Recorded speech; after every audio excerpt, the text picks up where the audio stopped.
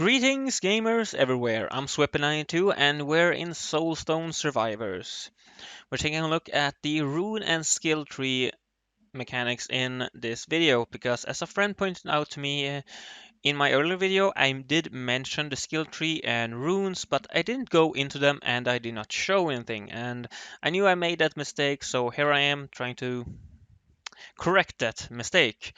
This video came out a lot later than I would have hoped, but work and other things got in the way, unfortunately. But let's take a look at the skill tree first before we dive into the rest. Now, the skill tree is pretty basic. We have the offensive, the defensive, and utility, basically, kind of tree. And depending on what you want to get, well, feel free to spec in anything you want. If you unlock the first level in this, you can immediately start unlocking points in that, and that. So it's pretty easy. Now, two of these I think are quite essential. Of course, everything in the skill tree is good to have, but two I find really essential. The first one is this one, increases the number of dashes you can perform by 1.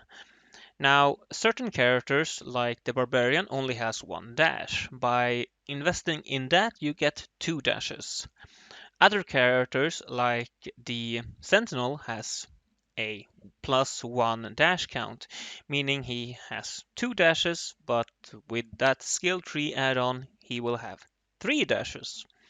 That can be very essential to getting out of the big red circles that some bosses really do like to make. Looking at the Prophet. She's one of the bosses. She does this big... Never mind. The other skill tree thing I recommend to get is, of course, this Revive. Any attack that would kill you restores your health to 50% instead. Charges per match, 2. Now, the first point in this, of course, gives you 1 charge, and the second point gives you 2 charges. So this means I can be revived 2 times in a run without dying. Third time, my health goes to 0, well, I'm dead. Now we're gonna go into runes here. Here we have my runic power. These are the runes. Oh, they have changed the layout actually for the runes. I quite like it. They're more separate now. They were a bit clumped together first. I like this. Anyway, this is my runic power. I have 8 runic power, and these runes take up different amount of runic power. We can see at the bottom it says runic power cost. This one takes 2, 2, 2, 1, and 1. Now, runic power comes partially from this one. This in the skill tree, of course. Each point in this one gives you 1 runic power, so in total this will give you 5. Extra runic power can be done from achievements. We're gonna take a look at that in a moment. Different type of runes give a different amount, or take up a different amount of runic power. These green ones with the green text are basically uncommon and takes only 1. These blue ones, who are rare, takes 2.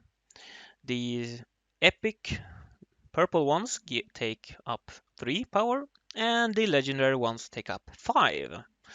So yeah, only a limited amount of runes can be equipped, even with full runic power. Even with full runic power, which is 10, I'm missing 2 so far, you can have 10 runic power, so a maximum of 2 legendary. But so far I haven't found the legendary ones that important. I'm gonna go into some more runes later, but let's head over to achievements. Achievements are basically the thing that lets you keep track of what you can unlock and get in the game. These unlock characters, weapons for characters, active skills with characters, and we also have maps in the game, and lastly, runes. Now these ones with this symbol, we can see here and here, is the one that increases runic power. Now, to complete this, to get this runic power, I need to kill 500,000 enemies in total.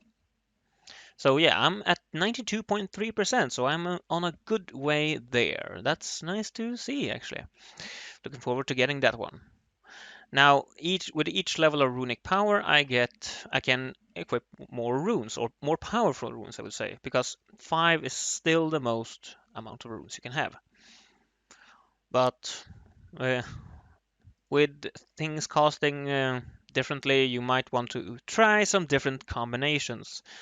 Like for instance, this one reduces damage by 40%, but increases the damage modifier of all units summoned by you by 40%. So this one would increase the damage but done by, for example, skeletons by 40%, but decrease your own damage by 40%.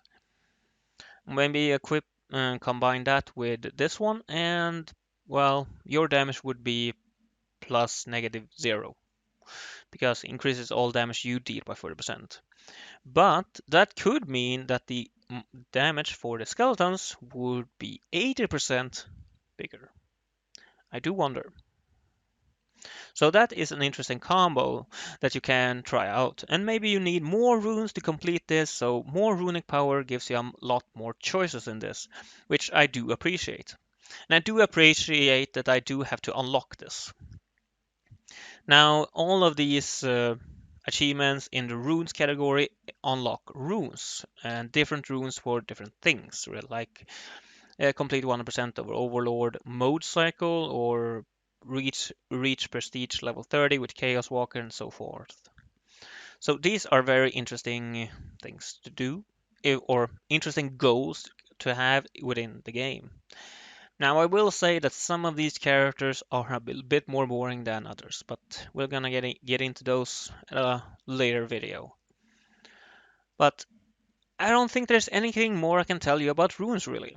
These are the runes that I have equipped myself on this character. Now, if I switch character, let's say Chaos Walker, go over to runes, I have no runes, I have to equip them. So each character can be equipped with unique runes.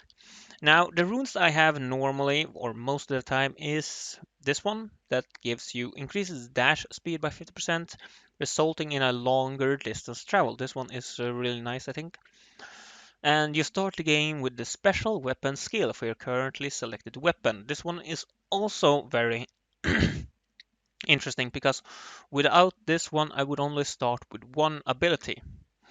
And normally, when you start, especially when with a very whole new character, you only have one ability, which is basically your basic attack. With this rune, you get uh, another ability. And depending on what weapon you're using, let's go for the Sentinel, for example.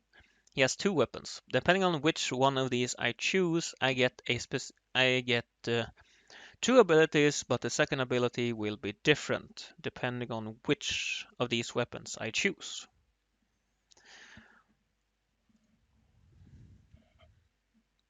Let's see. Oh, did the Sentinel? No, the Sentinel didn't have any runes either. So, for example, I can even make my Sentinel have gain access to skills that doesn't necessarily go into the Sentinel skill book.